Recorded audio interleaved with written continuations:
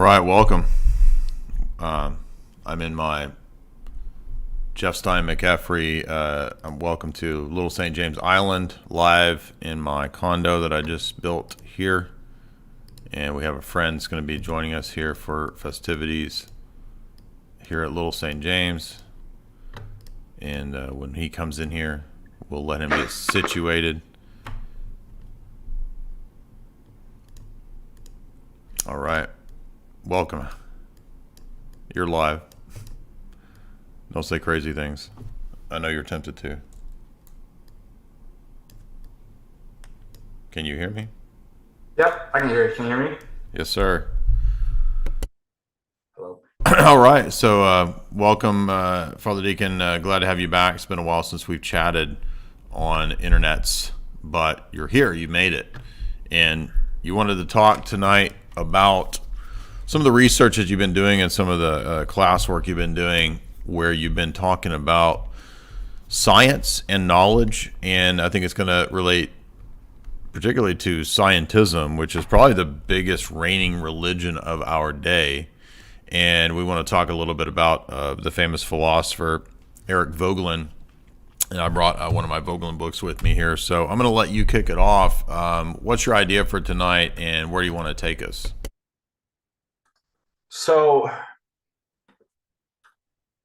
I'll talk a little bit about the philosophy of science class that I did.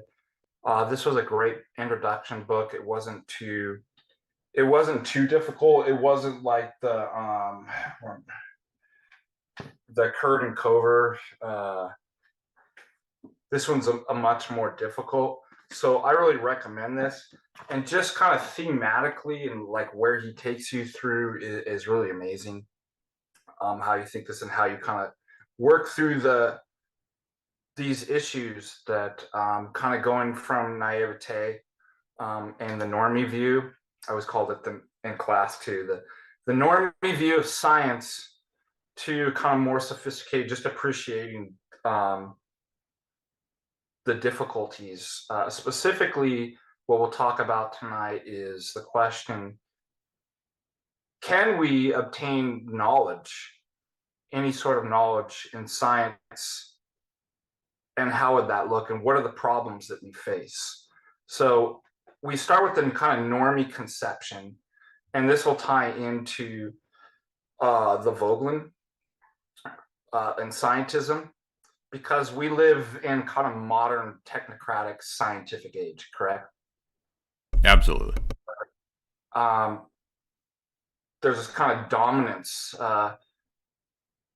as a field, and really epistemologically speaking, that science tells us and gives us kind of absolute knowledge, to the point that other disciplines are even being removed out of universities and things like that.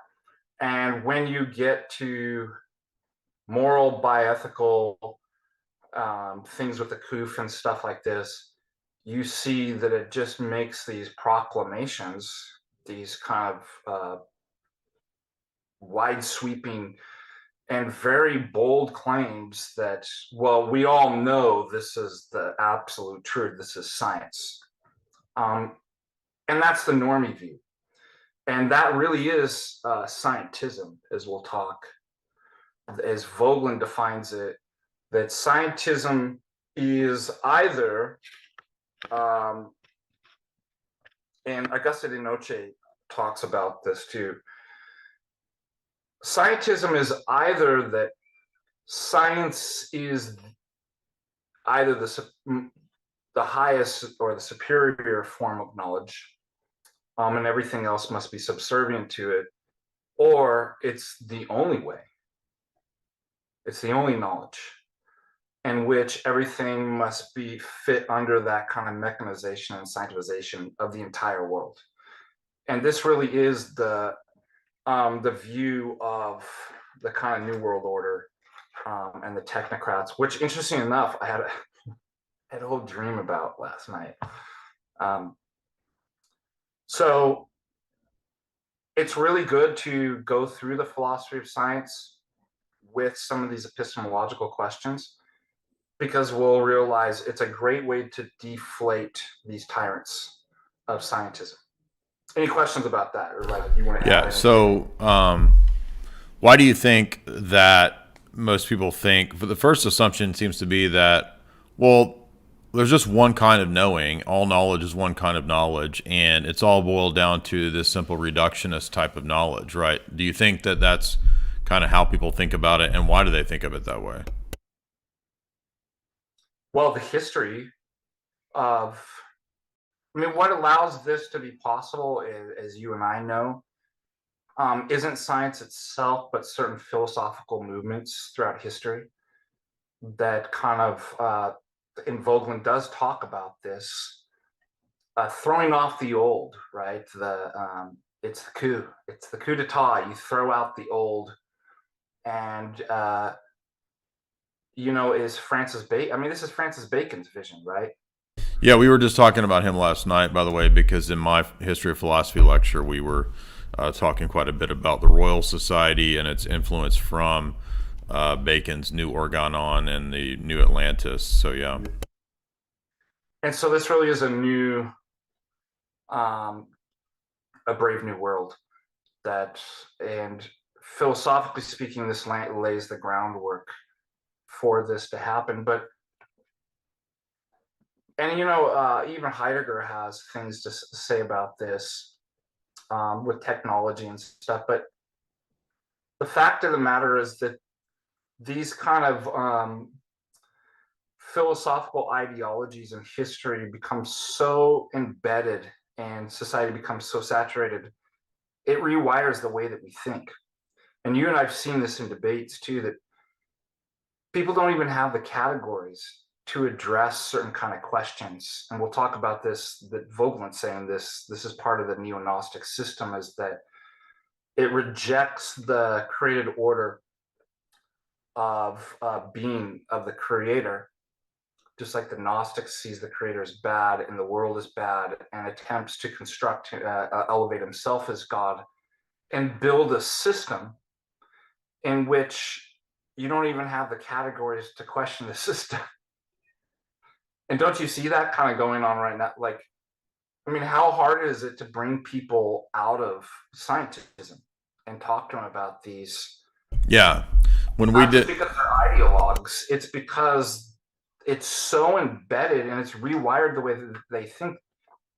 There are no categories for them to even think about these issues. Yeah, when I did the show with Dr. James Lindsay and Stephen Coughlin, who was the main Pentagon consultant, intelligence guy for many years about Islam, he has taken a real interest in Plato. He's a Roman Catholic, so he's very much Aristotelian. And he had a great lengthy lecture where he went into the notion of dialectics in Plato. And I don't mean to imply that Aristotle is free from dialectics. The dialectical thinking is pretty much throughout all the Greeks, back to the pre-Socratics, up into the Neoplatonists. That plagues the church's response as well. The church is plagued by this when they're responded to by the various heretics who are caught in dialectics. But Voegelin has a great book that I picked up, which I've only skimmed. I haven't really gotten into it yet. But his book on Plato is fascinating because, we're talking about dialectics in regard to knowledge and controlling people through what kinds of questions are even possible to ask. And one of the great points that Coughlin makes in his talks is that he calls it a magic circle. He says that basically it's an analogy. He's not literally saying it's a magic circle, but the establishment, the system, the technocratic order, it knows to have basically a circle within which everyone is kept, and they're only allowed to ask the questions within the circle. So you could never ask questions like, well, is scientism itself a problematic system? Is science the only reliable form of knowledge? Or is the scientific method the only reliable way to, quote, gain knowledge?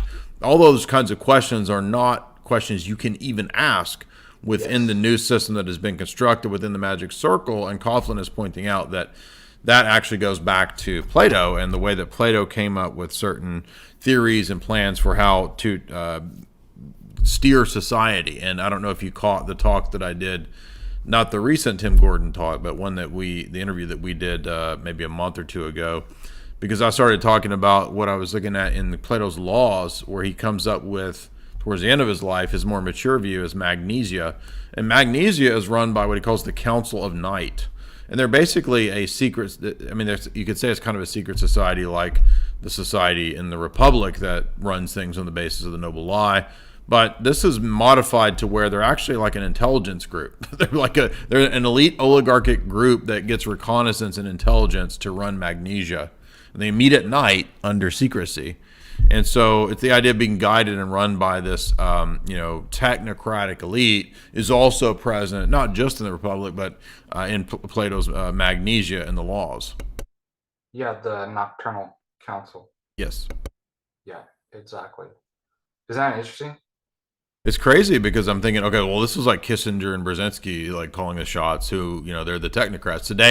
Today on Lord Voldemort, I gave the talk on how Brzezinski's books, which he wrote one of the key, technocrat books in the early 1970s, Between Two Ages, which talks about, controlling everything. And what's interesting is that he's not interested in epistemology. He would assume what you're saying, right, about scientism. He would assume that, well, of course, that's the only reliable way because that gives us power. So it's very much in geopolitics. It's very much it's just about power. We don't care about metaphysical truths and who's got the right, notion of being. We're interested in what gives us the edge in terms of scientific knowledge for the military-industrial complex and for power. Well, you know what? It's really interesting. I was just talking to my wife about this because I had a conversation with my brother with, there's a great example of this. So, with the chat, GTP, the AI. I know about chat OPP. No, I'm just joking. Go ahead. The Google dude just stepped down. Yes. And he was like, it's out of control. And a couple different things is, one of the things is, and Heidegger talks about this tool. So, too, is techne is in the Greek, the tool of the artisan, right? So if you think about like a sculptor or something, he has it in his hand and he has a certain kind of ends and telos and mind. But in a technological society, Heidegger warns that the tool can slip out of the hand of the artisan and become something more than a tool. And I think that we see this, and it's related directly to this notion of libido dominandi, right? The fact that it's just power, because people think that, and I talked about this in several papers that I wrote, that the ancients were just not technologically sophisticated. They could, but they didn't advance their technology beyond a certain state because they had a kind of moral framework and philosophical framework that kept them, that was in line with and under God and objective morals and telos and all this different stuff, that sure, we could make this, but if it didn't help us achieve the virtues or get closer to God and understand God, then they wouldn't develop it. And so once that's kind of thrown off, then technology becomes all just doing. Should I build this? Should I make this? Sure. Like, let's just do it. Why? Because I can. And it's kind of like Marshall McLuhan's, what's the medium is the message. The medium is the message. Like it's all switched now, right? It's just, we can do it now. I want to bring it back to this chat GTP, is that, and it's all the stuff with the trans stuff and the hormones. Nobody ever thinks about the consequences, right? They don't have the proper philosophic, theological, moral framework in which to ask technological questions. So as Heidegger says, it slips out of the artisan and just becomes a power mechanism. And so now you have people like the Google dude saying, I'm stepping down, it's become something else. It's out of control. One of the things is criminals are using this. I mean, think about this. You can use the chat GTP to do surveillance, to do all this kind of stuff that nobody thought about, because people are like, should we make it? Well, yeah, because we can. Should we pump people full of hormones and do all this, Dr. Moreau stuff? Is this Island of Dr. Moreau? Yeah. And by the way, I have an essay on Island of Dr. Moreau for those that are interested, because it's a really prescient book about a lot of what we're talking about. And even though obviously H.G. Wells was a goblin, one of the questions that's raised in that book is, if we divorce science from all ethics, then there's no ought, right? Science doesn't give you any ought, so there's no reason why you ought not create goblin hybrids or whatever. So that's exactly what Island of Dr. Moreau is discussing, and the character that, if you've seen the terrible Val Kilmer version, right? It's Marlon Brando's playing Dr. Moreau, and it's so bad it's actually good. But he's playing God, right? And so there's this sort of implicit man wanting to be God element throughout mad scientism. I think that's what we're talking about tonight, is the notion of, why do we even have this archetype of, the mad scientist, right? Frankenstein, Jekyll Hyde. We've got this idea of the mad scientist, right? Why? Well, the archetype, this character, the mad scientist, is pursuing this for the purpose of, what does Palpatine say? Unlimited power, right? And there's no ought connected to it. There's no ethical concern. It's beyond good and evil. Exactly. Nietzsche. Yeah, exactly. And I like what you had to say too. I'm trying to find, if I could find the quote that, and I love that Voegelin ties it to this kind of neo-Gnosticism that I'll try to find. You were talking about, you can't question the system. Do you remember that? And I'm trying to find a good. A quote that I said, or Voegelin said, or somebody said? Voegelin said it, but you were talking about it. That let me just see if I can find I'm going to find a quote that backs up exactly what you were saying is. So just keep talking. Blah blah blah. Keep talking. Blah blah blah. I'm talking. No, I'm joking. This is the worst piece of art I've ever seen, by the way, behind me, and so I'm sure everyone will have fun commenting on it. But no, I hate this slow girl-faced woman behind me. I don't know where. I think it was already in this place when it was purchased. So, but have fun with her up there. She's over there she's hanging out with Corky in the art world. So that's what I think of that. Voegelin, yeah, I mean, he's definitely a figure too. And because he knows, Plato very well, he knows that even though the Platonists and the Neoplatonists disagreed with the Gnostics, there's a lot of overlap, all right? People make a bigger deal about this disagreement than it really is. Because if you read like Wallace's book on Neoplatonism, and if you get into Plotinus himself, the disagreement is over whether the world that we're in, the bodily realm, is just simply the lowest of the realms, and it's not inherently bad. Now, he thinks that you still have to escape the body and get back to, the soul has to merge with the one. But the Gnostic view is that no, this world is the prison, and your spirit soul needs to be freed. So, I mean, it's not that huge of a difference, even though Plotinus disagreed with and didn't like the Gnostics. Oh, it's my own quote. Regardless, right, when we come up to the modern world, it's the same idea that we can escape the limitations of the body, whether Neoplatonian or whether Gnostic, and we can achieve some other higher level of existence through technological means. Yeah. And you just mentioned ChatGPT. Somebody sent me a video today of people in Hollywood are freaking out. I didn't know this. Everybody's probably seen that the actors are on strike, or excuse me, the writers. So there's a Writers Guild strike And then somebody is saying that part of this reason for the strike is because people are mad about AI.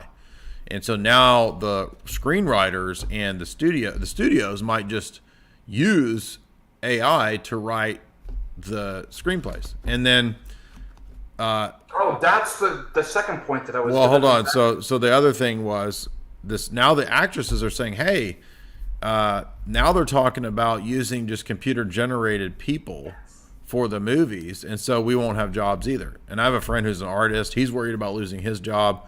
Now, I mean, I have sympathy for those people saying that, and I think that a lot of people. But I also don't think that nobody really wants to watch a bunch of CGI created movies. By the way, isn't that AI art behind you? That's what I mean. Nobody wants to. I mean, not CGI. Excuse me, AI. Nobody wants to watch a bunch of AI merged together CGI. I mean, it just sounds like the worst thing ever. Absolutely no creativity or quality. It'll just be, maybe this is just a passing fad in terms of, if you've seen the movie The Congress. In the movie The Congress, they scan people in, and their future images just kind of are their own generated movies, and the actors don't even matter anymore. So it's kind of like we're at the point of The Congress. Well, that's the point I wanted to tie in. There was a second point, and I lost my train of thought and got distracted. But that's the other thing that the Google I was talking about too, that it's eliminating and abolishing the need for work. So my brother was telling me, like, it's crazy. He has some insurance claim, and he's fighting the insurance, and he used GTP to write up like an argument, like a legal argument, and he was like, dude, it was awesome. And then I forgot my other friend was like, when I brought up to him, he's a lawyer, and he was like, oh, we use GTP and the AI in law all the time. They'll write up legal briefs. And then my wife says, oh, that's going to eliminate law school. And I'm like, absolutely. Like, nobody's going to need to go to law school. We're going to have AI do everything. And part of what I argue too, this is Marx's utopia, isn't it? But it's just mixing technocracy as the means to abolish capitalism. Now, what's really interesting is Marx's whole thing with capitalism is that it's dehumanizing because it's naturally an alienation, right? But if you think about it, Marx's utopia, his end of the proletariat, right, in all classes. Well, it's the end of the state, but yeah. Yeah, he calls it. I forget the phrase that he uses, but it itself is dehumanizing because man no longer works. There's no work, and this is exactly where we're going to with the AI. It's eliminating all work, and if it's central something to the human being to work, then we're all going to be a pod, right, eating bugs. And Marx's utopia is not. It is the very essence of alienation. It doesn't resolve it. It takes us straight there. Yeah, well, so I thought that was interesting. He claimed that the tech would free you up so that you could go and paint a picture or fish, whatever you want. Now, but the thing is that whether he really believed that or thought that or was just trying to say that, like, that's not where the tech is now. I mean, the tech is there on the part of the tech oligarchs to enslave. So, and everybody's chat, GPT, and AI is all anybody's talking about in the last 2 or 3 months. And I don't mind talking about it, but I just don't, because I get people ask me all the time, what do you think about it? I mean, I just don't know if it's really going to destroy everything. I'm sure a lot of businesses and professions will be basically made, useless. But, I mean, when it comes to the arts, I just don't think people want completely synthetic arts. To me, that just seems ridiculous. But that's a great point about some of the other domains of life that, I mean, I didn't think about law. So, I don't know. Maybe it will just, maybe we're under Skynet now. I don't know. But I don't think it's going to be alive. It can't become conscious. I think that's ridiculous. Anybody that believes that believes in magic. But it does fit into scientism and what we're talking about because, why is this all there is to knowledge? I mean, if knowledge is just algorithms, then they can redefine knowledge and the knower to be conscious. And a lot of the scammery involved in this, I think, is, you like I was just talking to Burmese. We did an interview about one of the top transhumanist AI promoters is Martine Rothblatt, a trans individual who believes that the person that they were in love with is now inside of a robot, because the robot is a recording of the previous lover's discussions. And it's like, well, but if Father Deacon, if I record you and I record a bunch of you on gigabytes of hard drives and terabytes or whatever, that's just you, because aren't you just a bunch of algorithms anyway? There's no difference, but there's no difference. It's just, if logical behaviorism is true, then yeah. Do you see this is all the outpouring after birth, bad, faulty philosophy, right? So if there is no internal what it is to be me, essentially, everything's physicalism and externalism, right? It's external, I mean. So what it is for me to have the thought that it's raining is simply an external stimuli. When it does this, I have the tendency to then produce the action of closing the window, wearing holding an umbrella, stuff like that. Well, if that's what it is, then all you really need is just a causal kind of map, which is basically what a computer, what you were saying, the algorithm is, as far as what identity is. So it's these more kind of fundamental questions that allow them to even think this crazy stuff. Recording of you would be you if behaviorism was true. Yeah, I was just last night when we were doing tutoring for the philosophy course, we were reviewing John Locke and Hume and Descartes' view of bodies, or body in the world, and the relationship between mind and body. And one thing I noticed was that you can start to see this move towards reductionism and physicalism when Locke thinks that in order to avoid certain metaphysical questions and problems to a system, he, like Descartes, reduces everything to three things. There's only three things that exist: mind, body, and God. That's it.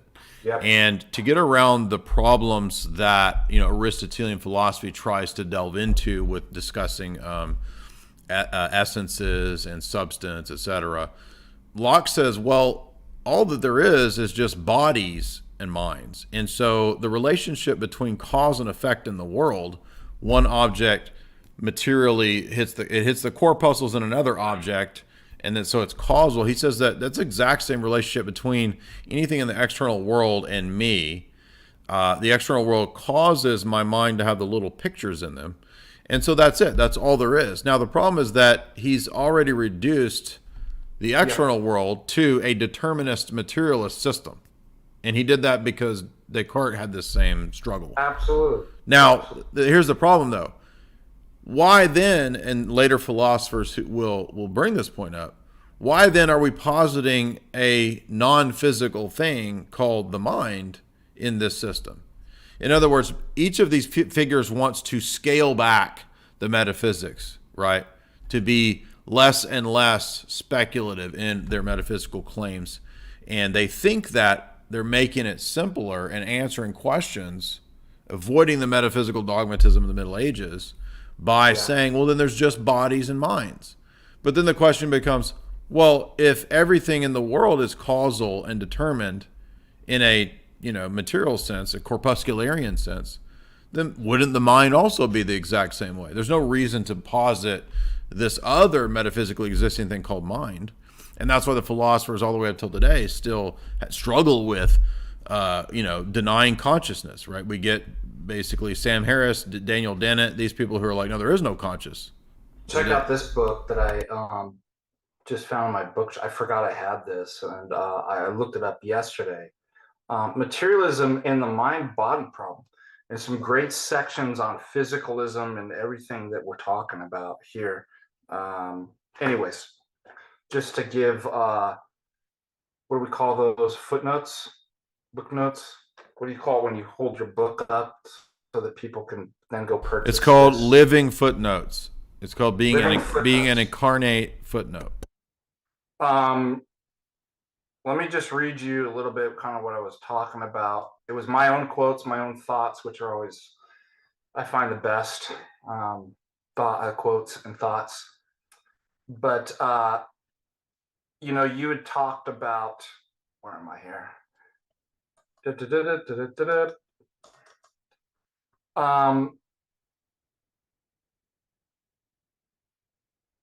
You made a point earlier, and I wanted to bring back to this. But really, what you see going on with science elevating itself to this higher than philosophy, that it's true knowledge, it's true gnosis. It's really anti-philosophy. And Voegelin argues this. That's because if wisdom, right, the logos, is the transcendent ground of the intelligible world of being that we look. And this really is a transcendental argument too. We cannot give an account, and it also ties into the divine energies too. We cannot give an account of this. In fact, the very things that move, live, and have their being are in virtue of wisdom, of logos, of the logoi. And when modern man severs that, right, in his Gnostic kind of like, well, the world's all messed up and the creator that did it, and then elevates himself over that and a speculative project, then you get the dominion, the libido dominandi, right, the power over being. And yeah, right? Explain to the audience what, because we covered this when we talked about Augustine's City of God. What is libido dominandi? So I mean, you could just translate it as the willed power, basically, like pure will.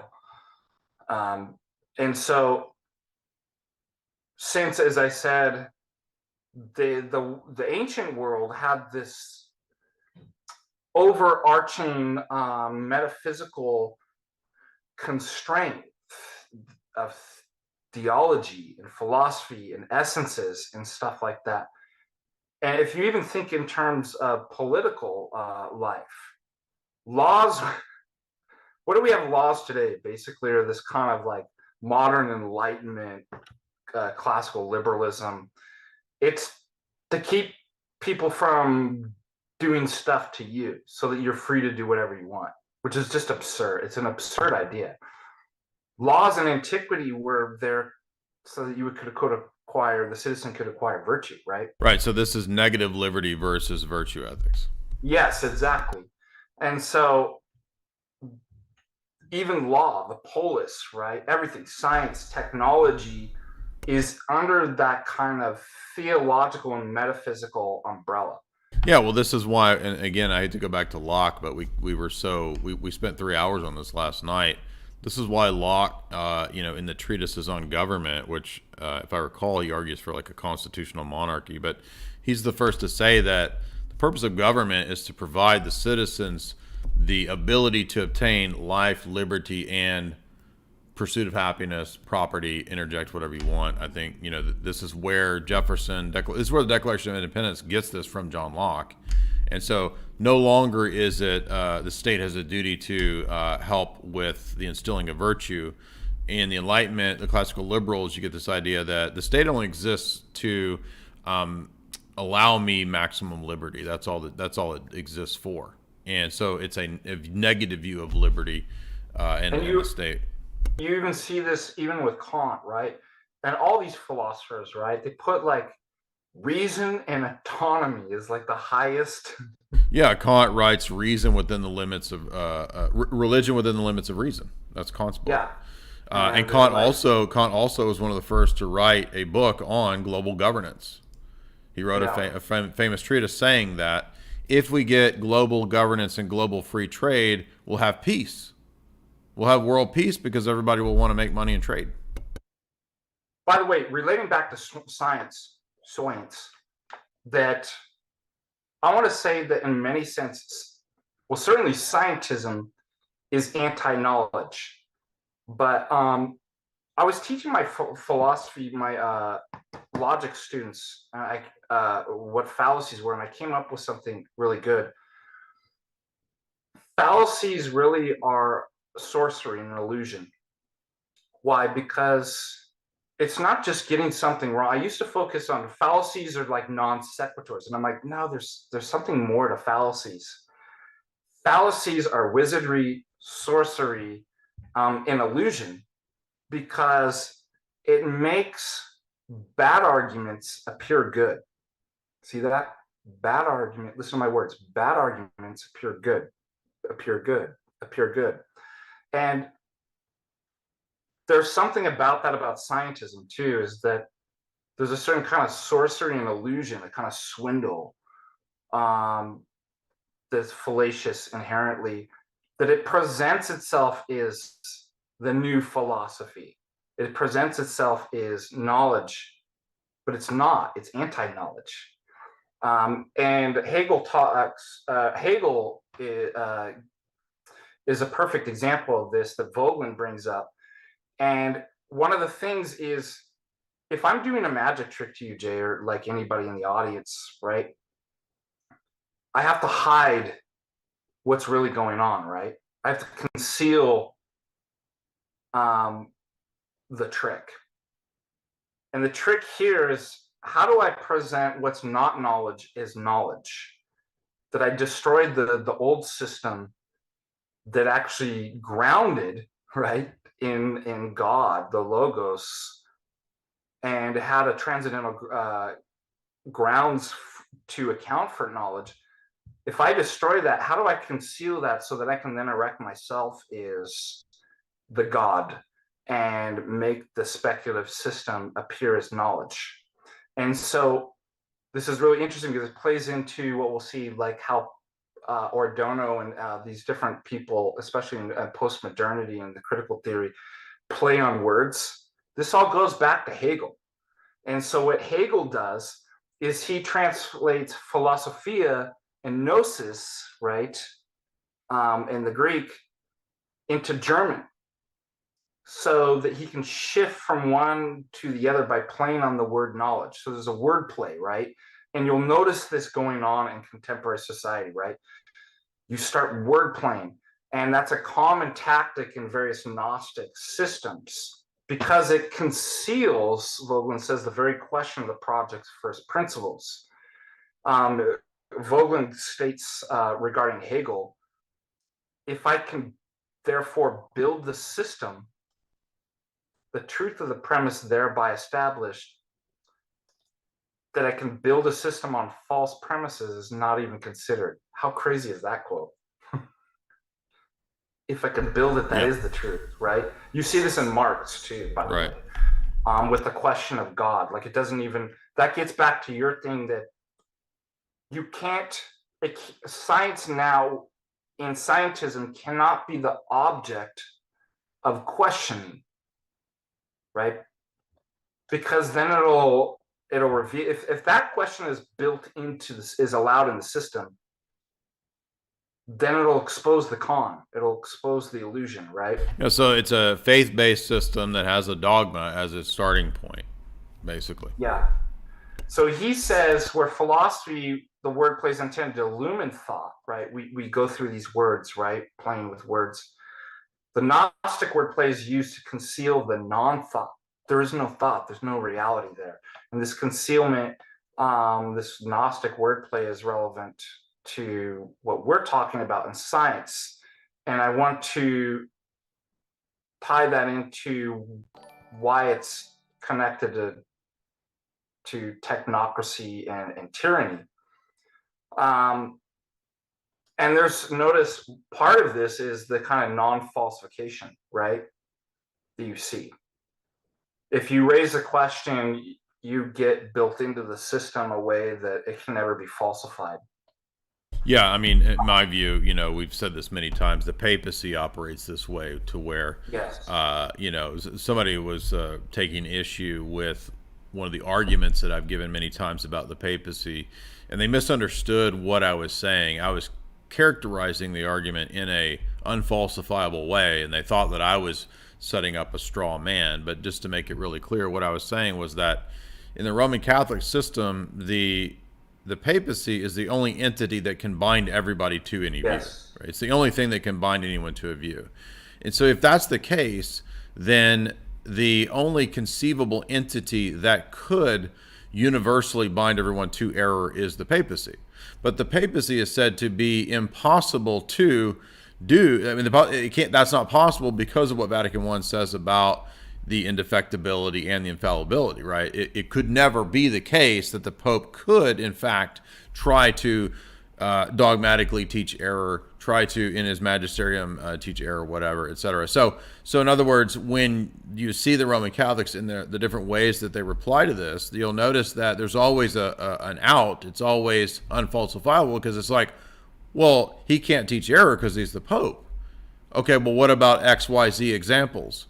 Oh, well, those weren't infallibly binding, and they didn't bind the whole church. Right. But wait a minute.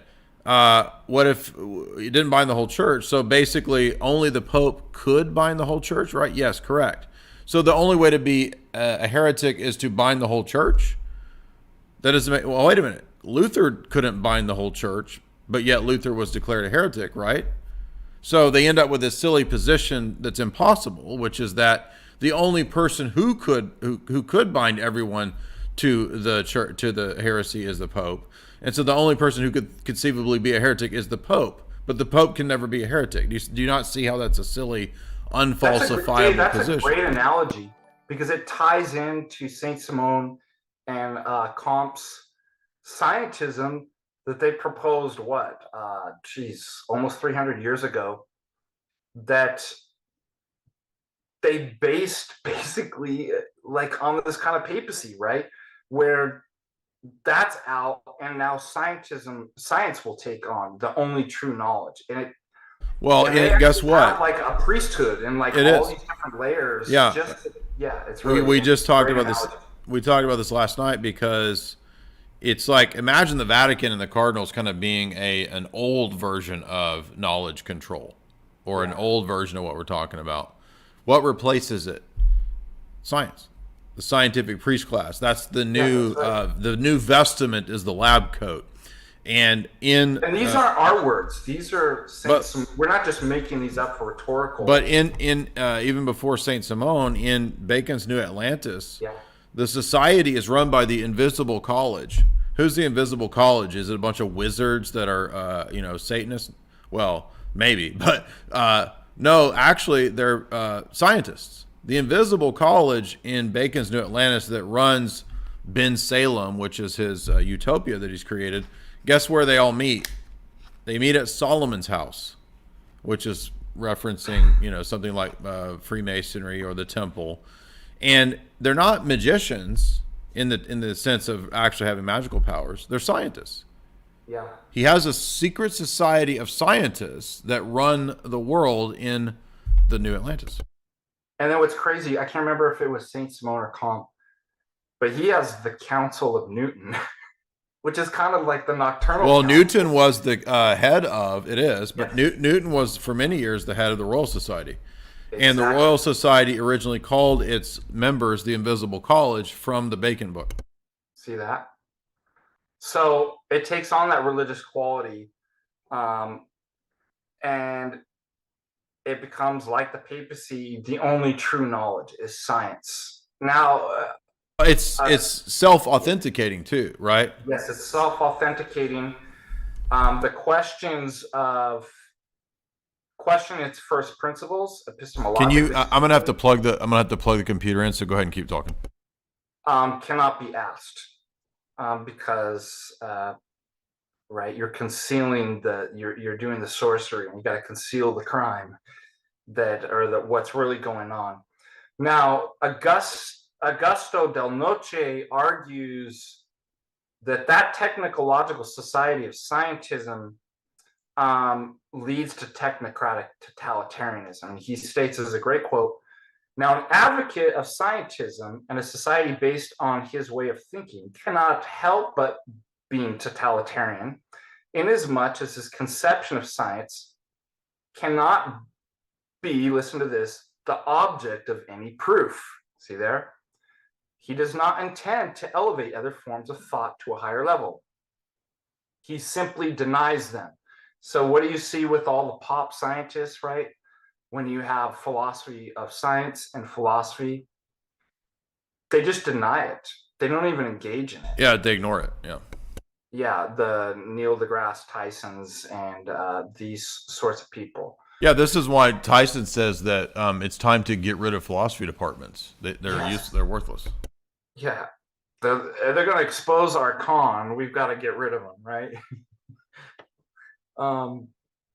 Well, yeah, that's actually what it is. You're right, but that's not what his reasoning is. Well, what are they doing for science? Let's go to and connect this to the normie view, because what you see in the normie view is, if you ask people, science is based on facts. Religion is based on what? Opinion and leap of faith. I don't know. What do they say these days? Leap of faith. Leap of faith, right? So part of what we want to do as critical thinkers and doing philosophy is take those kind of slogans, those, and say, what does that really mean? What does it mean what is a fact, first of all? And what does it mean for something to be based on fact? So this is what A.F. Chalmers goes through. Alan Chalmers here, not David Chalmers, the philosophy of mind dude. But he goes in and basically shows that we tend to think of facts as the already out there now, whatever the reality is. And he goes through and goes, no, facts are properties of propositions, right? And then we can have basically an idea, do the facts match the reality or something like that? But really, he goes into, wait a minute, propositions that the tree is green is not identical to the reality. It might refer to it, but we can't just say that science is based on facts. Do you see where I'm going with this? Yeah, and by the way, the same thing is said by, because we just did it last night, Locke, Berkeley, Hume. They just have this really naive view that, well, a word just stands, it's a correspondence, right, between the word and the idea or the object. That's it. It's just a simple correspondence. Yeah, so the naive view is also that facts are just observations. And so he goes into, let's say, a factual statement. The tree is green. The way that comes into your mind is not the same way that colors and quote unquote observations. So we've got, like, this is really complicated, actually. So it's stupid and naive just to be like, science is based on facts and observations. It's like, no, it's not. And so we can't just simply appeal to observations. There's more going on than, there's a funny phrase that he uses. And there's this whole section, seeing is believing. And he makes the case, like, what is the naive view? That seeing is believing. And it's so funny because this is what you get in all the atheists, right? Seeing is believing. Right. That is literally their stupid epistemological principle, right? I only believe in things that I can see. But you start unpacking, like, what does that mean? How do you see things? How do you then form propositions? Are the propositions fact? Do they map onto the world? Well, sensory stuff doesn't come in the same way as you form propositions. So there's a mismatch there, right? And seeing isn't believing. Let's go through the whole Gestaltian as he does, right? That two observers viewing the same object or seeing from the same place will supposedly, on their view, see the same thing? Nope. Right? So you just start deconstructing all these stupid, naive views and just even asking them, what does it even mean to say that I get my facts from just seeing something? Yeah, do the 13-year-old teenage angst move. What does it even mean? What does that even mean? Yeah. Literally just turned into a 13-year-old. But guys, I want to remind you in the chat, if you would support the show via the super chat function. Super chats are, of course, through Streamlabs, and the Streamlabs link is right there. The mods are also putting the super chat link there. If you want to ask a question, you can through super chats. We typically only answer super chat questions. Is one of the key means of support. And yes, I will be sharing it with Father Deacon. Somebody asked me, "Hey, can you give this super chat to Father Deacon?" BMX 1966 said, "Can you give this $20 chat to Father Deacon? Can you put down my name for prayer in the liturgy?" So let me get his name. What's BMX? BMX. So you're praying now for 1990s extreme bicycles. Yeah, that's gonna be kind of weird. Can you pray for my BMX Orthodox? Is that his Orthodox name? Can you pray for my 1991 Volterra skateboard, please? James Coterides for $5. Here's a question for Jay and Father Deacon Ananias. We'll go back to what you're saying, Father Deacon. I wanted to take a couple super chats here. Have you read Everlasting Man by G.K. Chesterton? In the responses to Outline of History, it responds to Outline of History by H.G. Wells. I tried to get into Chesterton. I have the book. I've read some of it. I just never really got into his prose. It didn't really catch me. But I'm sure I would agree with Chesterton's critique of H.G. Wells. Father Deacon, do you have any comments on Everlasting Man by Chesterton? Have you read it? Man, I read it so long ago I can barely remember. So my apologies. Are you a Chesterton fan? No, not necessarily. I mean, once in a while I'll find some good quotes or something that seems pretty orthodox. When I was Roman Catholic, I actually read more Hilaire Belloc than Chesterton, and I thought Belloc had some good critiques of like eugenics and stuff. He was critiquing eugenics like Chesterton was, because H.G. Wells and those guys, they were really pushing that kind of stuff. 292 watching, dude. That's 289. I'm going blind, by the way. Guys, so if you would hit like and share. I have those. Yeah, I have the same problem. That's why I had to get these lesbian glasses. So, guys, if you would hit like and share and support us via super chats. All right, where were we? I'm sorry. Go back to your argument. So I just want to read you this right here, because when viewing an object or scene is not determined solely by images on the retinas, but depends also on experience, knowledge, expectations of the observer. And this kind of goes into what it just shows you, that it's like a very naive view, that just to be like, seeing's believing. That's just what science is. I just look at the observations and I derive my facts. Well, that's what all these Enlightenment guys are saying. And to bring it back to that real quick, I pulled up my slides from the talk. For the Cartesians, there are three existing things: mind substance, body substance, God substance. For John Locke, there's three: body, mind, God. Body exists as solidity, mobility, extension, and substance. Mind exists as understanding, will, judgment. God exists as omnipotent and omniscient. And you'll notice all the research I saw said that Locke was a deist. So you'll notice that he doesn't have omnipresent there. Yeah. By the way, how would it make sense to say God's omnipotent but not omnipresent, right? I mean, it's just silly to be a deist and to hold two of the omnis or whatever. Anyway, then he says that there's a mind-body interaction that previous philosophers have thought was mysterious. Locke says, no, the mind-body interaction is absolutely not mysterious. It is merely like the causal relations between body and body. It is a common sense approach that he now makes a pragmatic move. And the reason I'm talking about this pragmatic move is that this is the beginning of what will dominate all the way up until now, what you're talking about, which is where they don't care about those questions. The pragmatic move means, well, I don't worry with those questions, because it may be the case, I can't answer those questions, but I'm just going to choose not to answer them because they're not part of my system anymore, because my system says there's only body, mind, and God. And in body relations, it's just a causal relation. And the causal relation of the external world just creates the little pictures and images in my mind.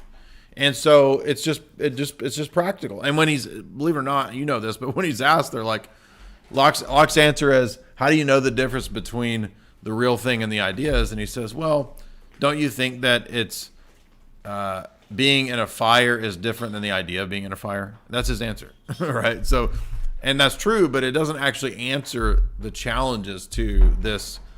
No, actually, that's kind of a Gnostic concealment. Watch me. Exactly. That's what I'm trying to say. Exactly. Watch me give this rhetorical response that hides the. It's kind of a politician's answer, right? Well, it is. Really, a lot of the tricks of politicians are the philosopher's trick. Yes, exactly. By the way, Chalmers taught everything we're talking about right now, this kind of naive view, seeing is believing. I just derive my science from facts versus mythical, dusty fairy books and faith and stuff like that.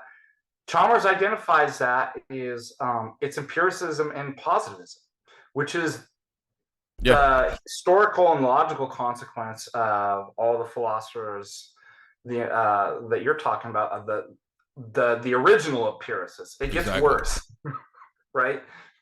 Like that was kind of empiricism where you're like, it sucks, but it's not that bad, and it just gets worse, right? As history goes on. It does. Well, each guy thinks, I'm going to scale everything back and make it simple. And what's funny is that there's still a lot of metaphysics and unjustifiable things on empirical grounds in Descartes and in Locke. And then, of course, Hume says, wait a minute, external world, identity over time, induction, causation, teleology. We can't justify those things either.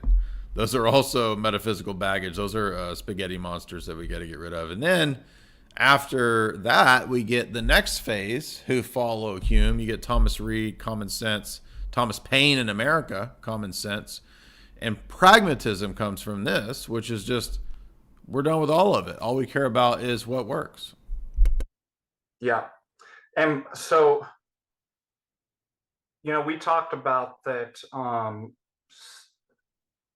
every scene's a scene as was one objection, right? The kind of Gestaltian. This is really cool. I got to read you this. Even if we set aside the difficulties, and by the way, the reason why I'm bringing this up, even if I start with my first year philosophy students, what's the difference between philosophy and science? They'll say philosophy is opinion and science is based on facts. So this is the common view, the kind of vulgar view held by everybody, the normie view.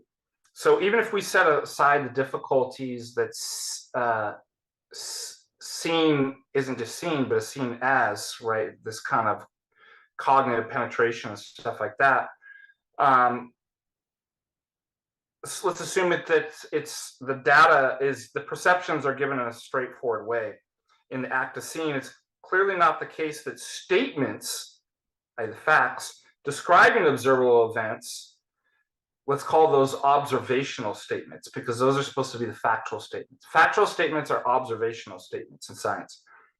It's not clear that are given to the observers via the senses. Well, listen to this, dude. This is awesome. This tears the whole thing down. It is absurd to think that statements of fact enter the brain the same way as the senses. How awesome is that line, dude? And with that, it really, you could end empiricism and positivism right there. Yeah, right. And this is going to set up then the notion of like theory and theory dependence and things like this within science. Now, there's a question here, and this is important to talk about too, because I don't think, Jay, you and I would say we're anti-science. We're anti-scientism.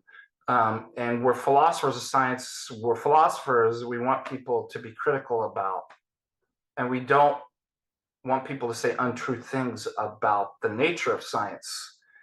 And so something intuitively in me, I like science. Like, I know where it's useful and it has its success. It's I'm very all difficult. about some beakers and bubbling liquids and all of that Absolutely. shit, man. I want some, I want blue liquids bubbling over here. I want gases popping out of the green tubes over. Lab That's coats. science. I want lab coats every day. Yeah. Yes, I love science. I mean, without science, we can build our time machines, which is one And of my favorite, or yes, bilocating machine. and put the crystals in there because it won't work. That's right. That's right. That's a good reference. But intuitively, there's something that's like I appreciate about it. I don't really know how to at times to classify it, and when is it good, what is it bad, when how do I express these things, and that just shows you that it's a very difficult subject. So one of the things is there seems to be something good about experiment, wouldn't you say, just generally speaking? Sure. So it's not about facts. Especially mind control experiments. My favorite. When I run them on you, that's my favorite. Oh my gosh. Yeah. Well, what the audience doesn't know is that you're all engaged in our mind control experiment right now. It's the Jamie Kennedy experiment. You're on my new show, the Jamie Kennedy experiment, and you've all been X'd because this is not actually a live stream. Why don't we just plug art now that you brought it up? And by the way, I was watching some of the old Jamie Kennedys. Aren't they really great? Good. They're awesome. And then I forgot that he was in Romeo and Juliet too. Do you remember that? He is in Romeo and Juliet, exactly. Yeah. So why don't you plug for the audience your Jamie and my talk with Jamie Kennedy in Los Angeles in July, since you brought him up. Yeah, so I would remind everybody that one of the funniest ones is this one. If you've never watched the old Jamie Kennedy experiment episodes, they're awesome. I mean, we bought the DVDs, and so we're kind of going back through them, and we're on season 2 now. But one of the best ones is this one, which is the voice coach. I'll send you guys this one in the chat. You can get an idea of that one. Also, the one Chase is really partial to, the Bliss Cult. That one is great if you didn't see the Bliss Cult. And I will give you guys in the chat the clips for that. And then I like the Child Island. That one is awesome. It's survivors, but for kids, and they're trying to convince the parents to let them bring the kids to this island. Like, it's just like William Golding's Lord of the Flies. Anyway, so those are some funny clips. If you never watched the show, it's great. And we will be doing a live event in LA July 6th. The tickets are available here. And I talked to Jamie today, and I said, hey, do you want to do another podcast? And he said maybe we could do another podcast, talk about the show. Because now that I'm really into watching the old shows, I'm amazed at how creative he and the writing team was to come up with all the scenarios for these pranks. I mean, they're just super creative. Anyway, so Jamie does stand up. His stand up's funny, and he will be headlining July 6th, California. Get your tickets right there. And it's a 5-hour event, 2 p.m., 7 p.m. Jamie's headliner, so he'll be on at 6:37. 5-hour brainwashing psyop. 5-hour psyop event, exactly. But as you guys know, if you've been to our live events, they're basically like a party. They're a lot of fun. You go, I do my impressions for about 30 minutes. I run through now about 40 of them. Then we have Jamie comes on, and Jamie, my wife, does her talk on Hollywood. I do my talk on my book. Father Deacon will be there. He's going to do a talk on science and technocracy, which will fit very well with everything that's on the plate for everything in the news and what we've been talking about. So our live events are like a big party. FDA has never been to one, so this is going to be his first Jay's Analysis live event party. I know everybody in this audience loves them. We have a blast. Orlando was a blast. Austin was a blast. Nashville was a blast. So definitely come to our LA show. And also FDA is going to be doing MontaNIKA, Orthodox MontaNIKA. 18 days, dude. This is the link. I'm gonna put the link there. It's the link that says men's retreat. right? Is that it? No, no, no. Hold Oh, on, I'll just pop it in real quick. is that an old link?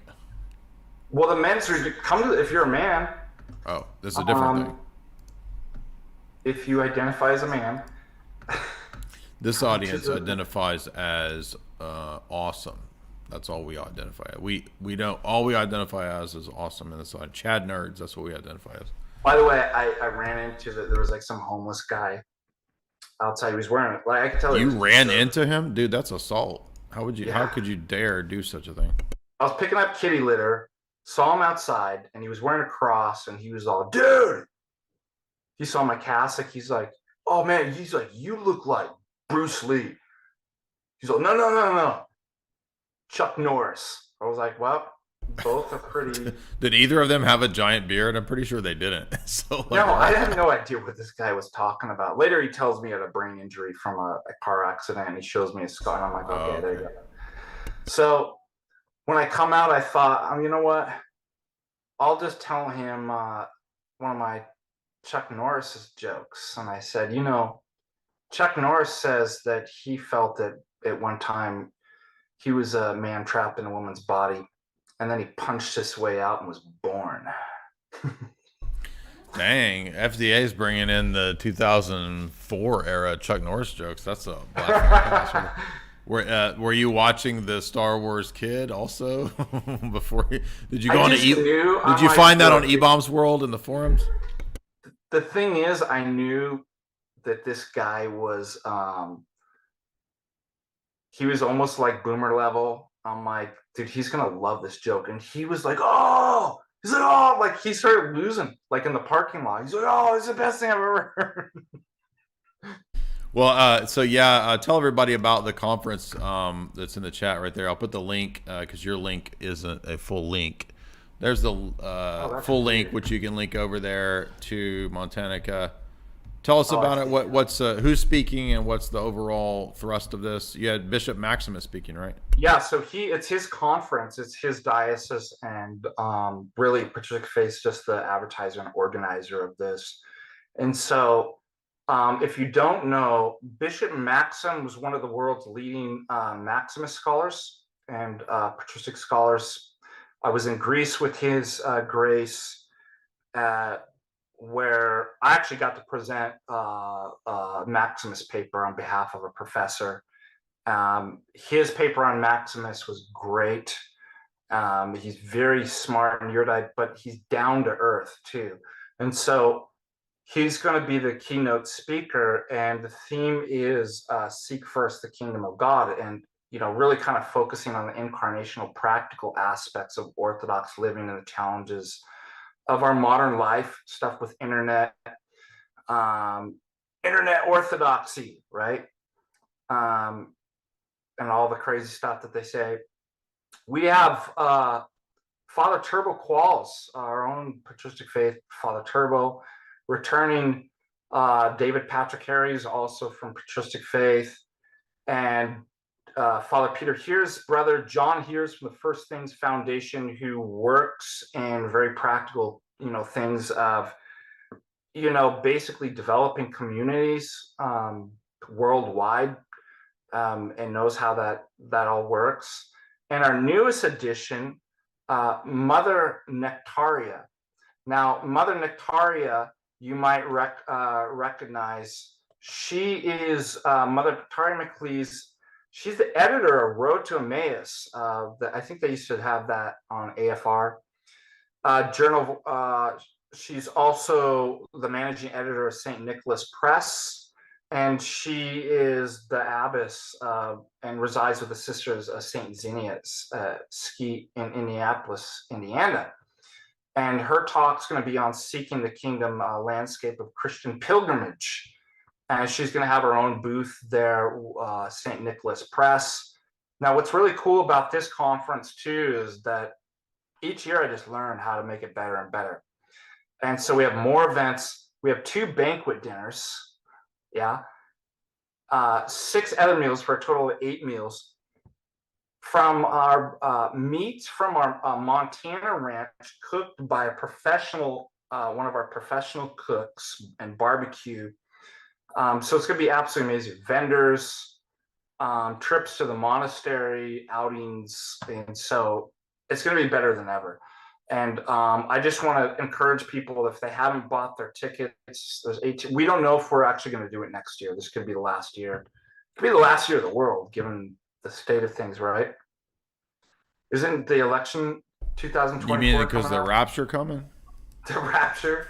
Why not just start doing Hal Lindsey? Hal Lindsey's going to be a speaker. No, you need to do John Hagee. John Hagee's the only true preacher of the end times. Everyone else is apostle. Ben Cade will be a speaker too. Who? John Hagee will be speaking at MontaNIKA? Ben Cade. I want to remind everybody, too, that I put into the chat there our June 3rd and 4th event. So prior to the California event, we have the June 3rd and 4th event here in Nashville, actually a little south of Nashville, which is a really kind of uppity, fancy suburb of Nashville called Franklin. And it's Rebels for Cause. And it looks like Courtney, our friend Courtney, has actually added some new big names up there. So if you guys know the Jimmy Levy guy who does a lot of he's had a bunch of #1 hit songs. He's going to be there performing now.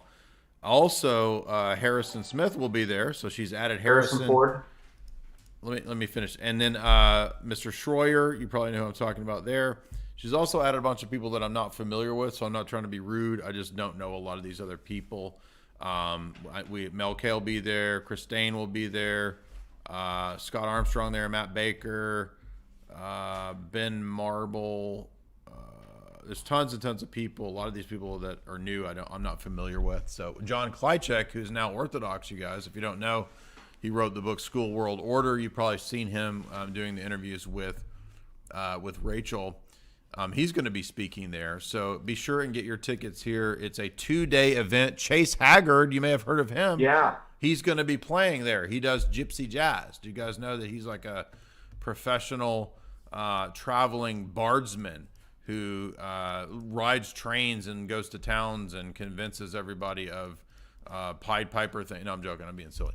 He is a gypsy jazz artist, though. The Gypsy Swing Duo, Chase and Pablo, will be performing.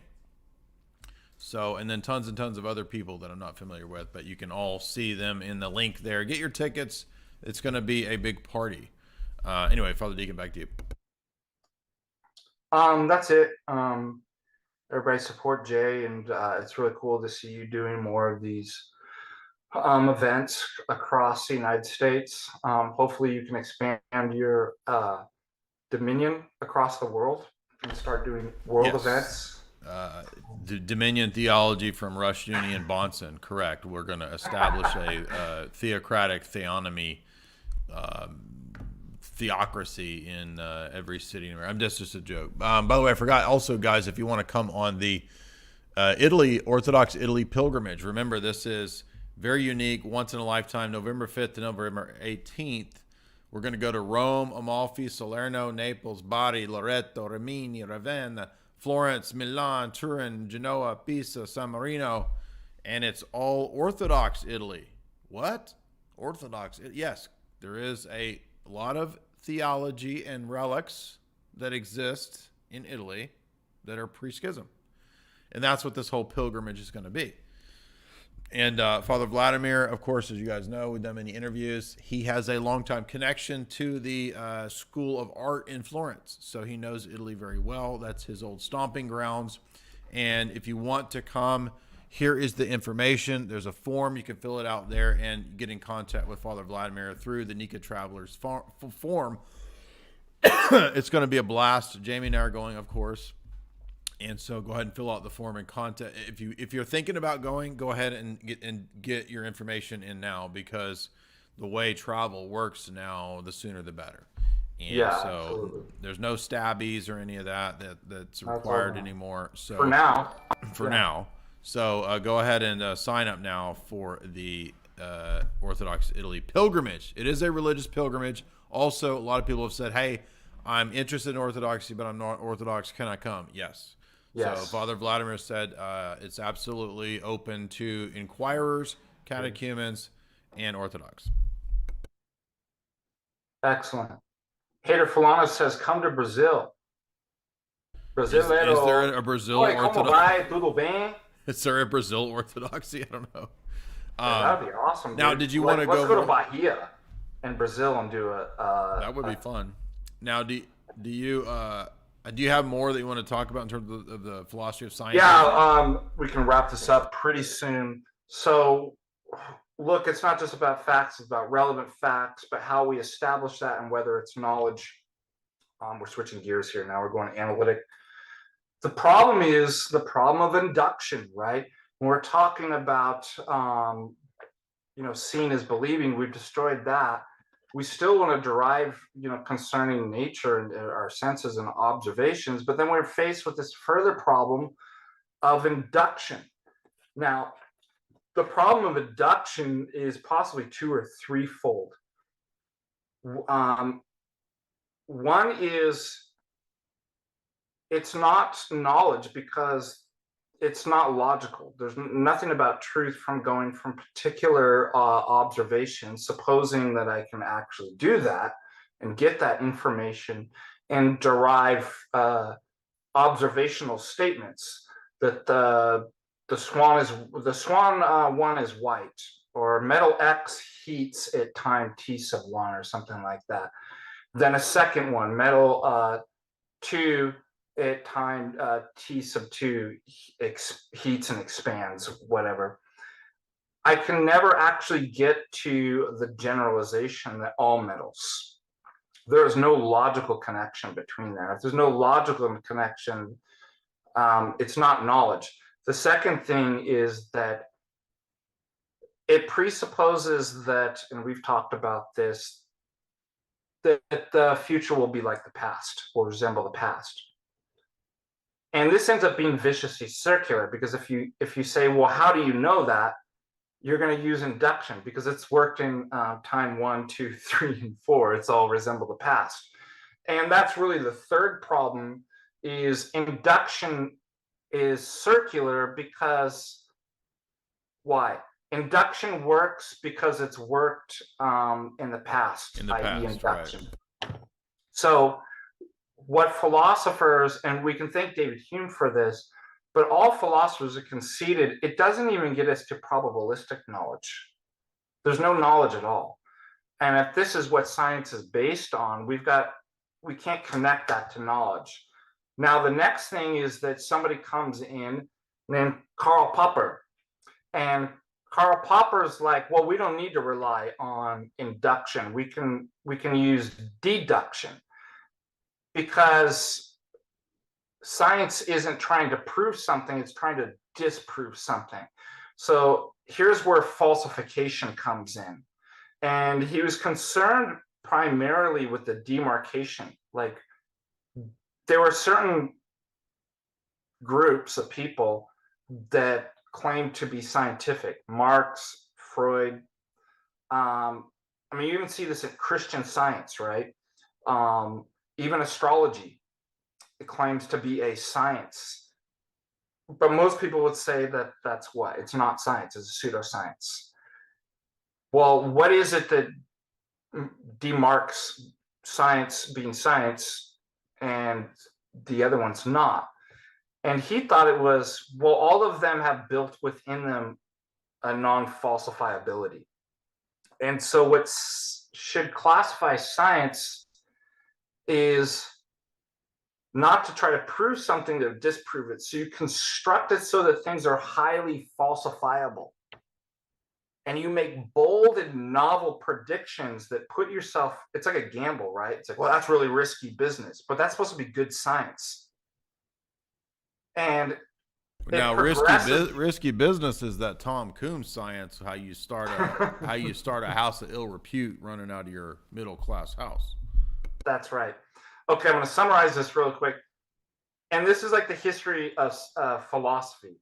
But you're like, that sounds great. Then we can make these deductions rather than inductions from those kind of falsifications principles. But the problem is, it doesn't give us any methodology to say how science is actually progressing. So just because I falsified science, old science 1, 2, and 3, doesn't tell me mine's actually true or any better. Like, what am I going to actually say about that? And how does that even relate to knowledge? Then this opens up to Kuhn, who proposes, why it changes isn't even really to do with, the falsificationism, but it's these scientific revolutions, right? Yeah, the paradigm revolution. The paradigm revolutions, and that just like religious, he has these kind of different stages. Pre-science, which is asking like philosophical questions, then you agree, and it's like, okay, we all believe that there's 123 elements. I always get this wrong if it's 123 or 126 elements of the periodic chart, and it's not 4 elements like the ancients said. Now I have normal established science. You forgot ether. Yeah. And then what happens, it's not that you have anomalies. Every system has anomalies. And what's really cool is to see the parallel with the religious paradigm, right? So when we're arguing with Catholics, right? Well, you have problems too, right? Or anomalies. I guarantee you, every one of you has things that they can't answer within their religion. That's not a problem. At some point, it will become a problem. It'll become so systemic that you can no longer stay in the system. Yeah, not all problems are the same problems, right? For example, no, exactly. This is the thing Lofton always brings up. Yo, dog, they got problems too.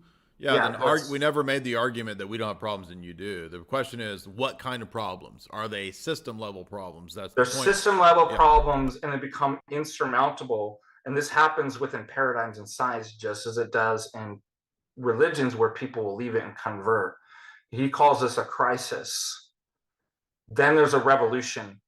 Then again, the cycle repeats. Then a new established that's not, you basically convert to a new paradigm. Now, the problem with this, though, is it doesn't explain how science is progressing. It just means I got tired with the old and moved. What methodology? How do I move to? So I'm still lost is finding an epistemic principle. In fact, this is one of the criticisms of Thomas Kuhn. It reduces it completely to subjective, relativistic, and sociological issues. And so then you get this guy Lakatos that comes and is like, well, I can explain, right? And he has another Imre Lakatos. I remember this. Yeah. That, because part of the problem too is you have to think about, especially in terms of paradigms,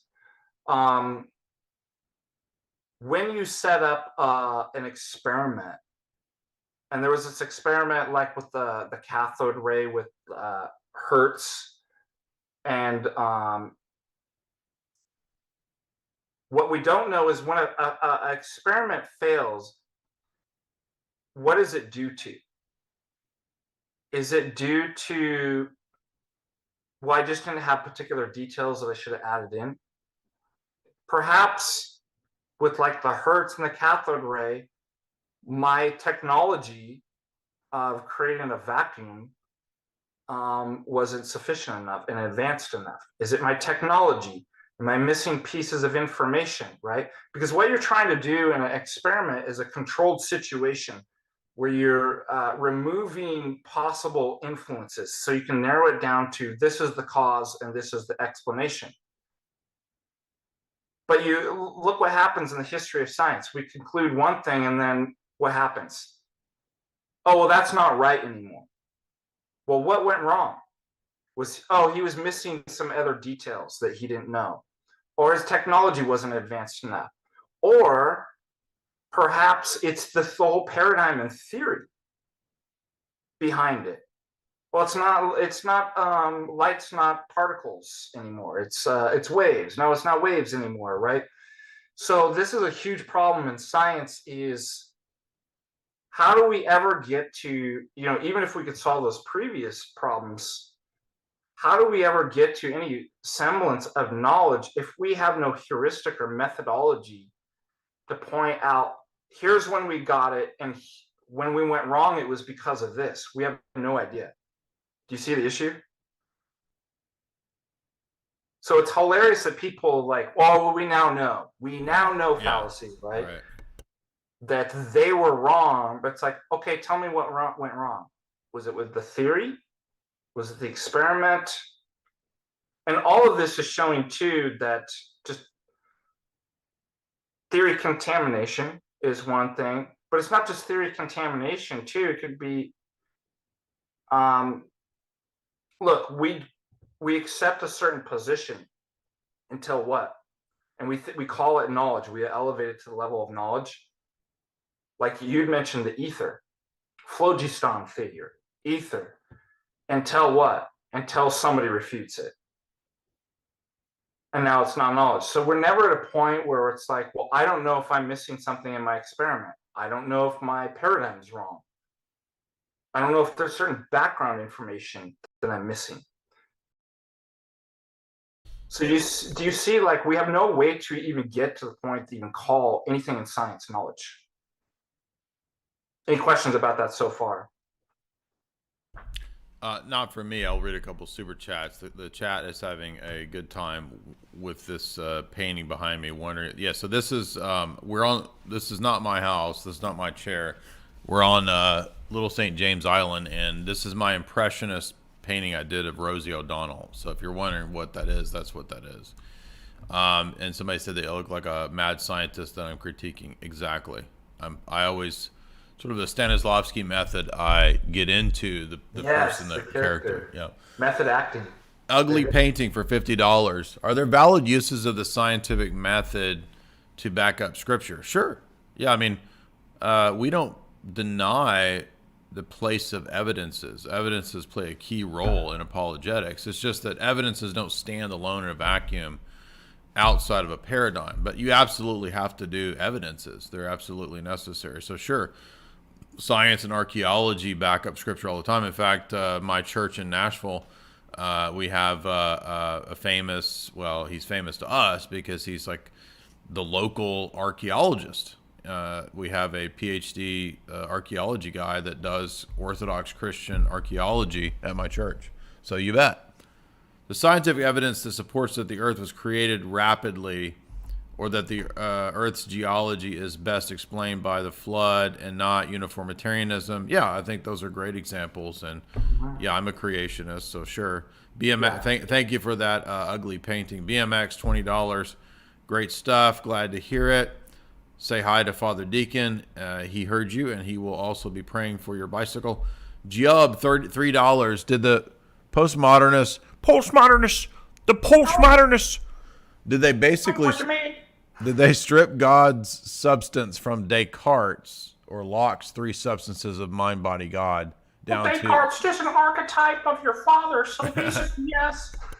Did they strip it down to body and mind? I mean, I don't even know if postmodernists would probably say that the idea that there's body and mind are grand narratives or Exactly. They're social construct fictions. Did Berkeley collapse everything into one substance, mind? Yes, this is part of the move that Berkeley makes, and we covered this last night in the philosophy lectures. This primarily relates to the question of primary and secondary substance, and primary substance, and then the secondary qualities that come from primary substances.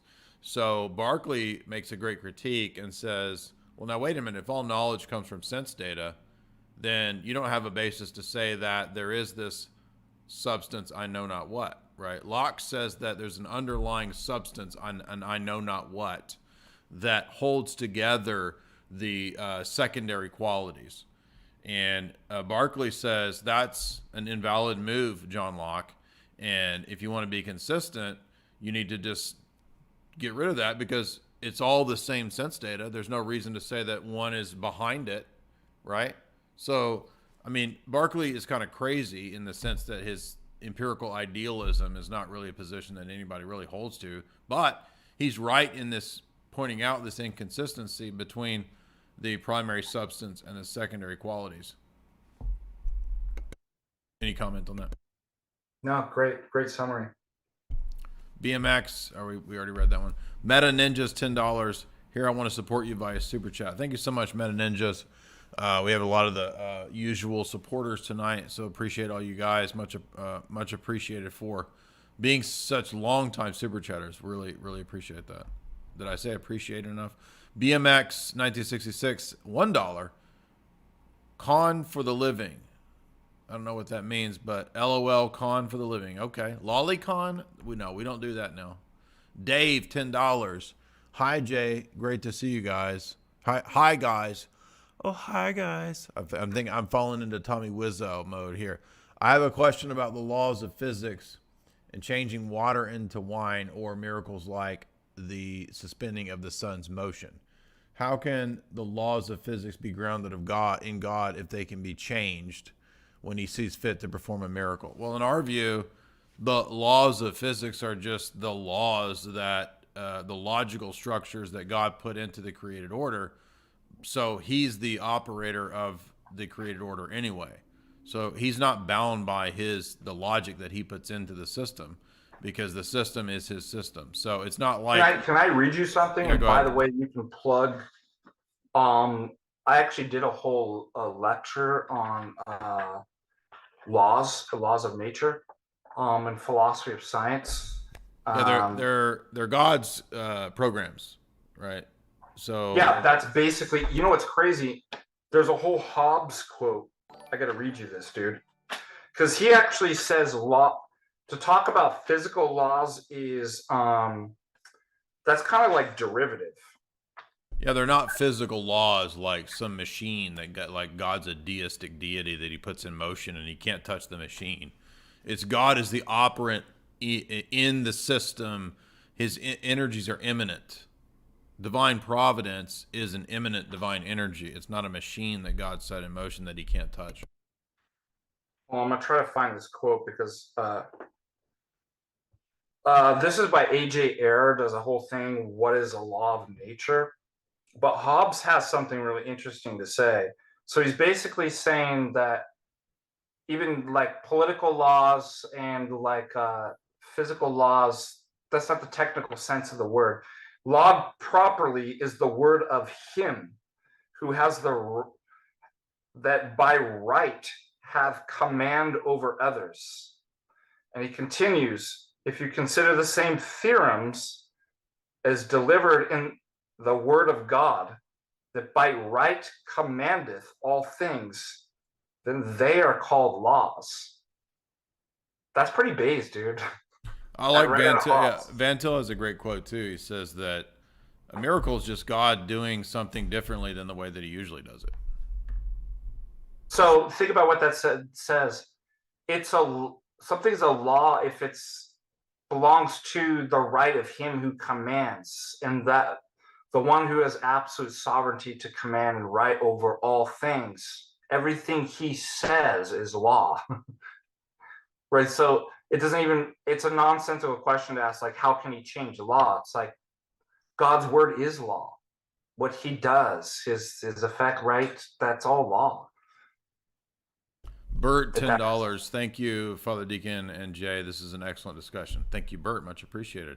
Exposing the truth, $21. Did these philosophers and scientists get demonic knowledge in dreams? I mean, maybe. Descartes in Meditations talks about his evil demon dream. Well, he talks about the dream, and then he talks about the wax melting and all that stuff, and then he wakes up and he says, was it a dream? And then he says, maybe, what if we are being deceived like a dream world, like by an evil demon? I don't think he really believes in an evil demon. He's just using it as a literary device. So, but could other philosophers? Well, St. Gregory Palamas says that the ancient Greeks were under the influence of demons, so that's very possible. Storm the Cat, $10. Hi. Hey, Storm the Cat, welcome. I want to remind you guys too, you can support Father Deacon Ananias. I will put his channel in the show description. I had to make this show description on the fly, make it really quick. So I will add his channel later. But thank you guys for tonight's chat. Be sure and sign up for MontaNIKA, sign up for our events, and they're also in the show description. And go to chalk.com. Support the show via getting a hold of the best supplements that are out there. Our show sponsor, as you guys know, is the excellent Based Red Pill Company, chalk.com. That's CHOQ.com. Go and use the promo code J50. That's JAY50. And you'll get 50% off all of those excellent supplements over there. My favorite is the Tonkat Ali, which is proven in peer-reviewed studies to boost testosterone. But they also have a lot of other great products that work for women, such as Irish Moss or the She Legit. Those are great for mental focus, clarity, hormone balancing, and so forth. Our diets are nutrient deficient in the West, and you need to supplement really to get the toxic masculinity points up, right? Nobody wants to be a soy man. So the best way to do that is to go over to chalk.com, use the promo code J50 to get 50% off those products. The link is in the show description.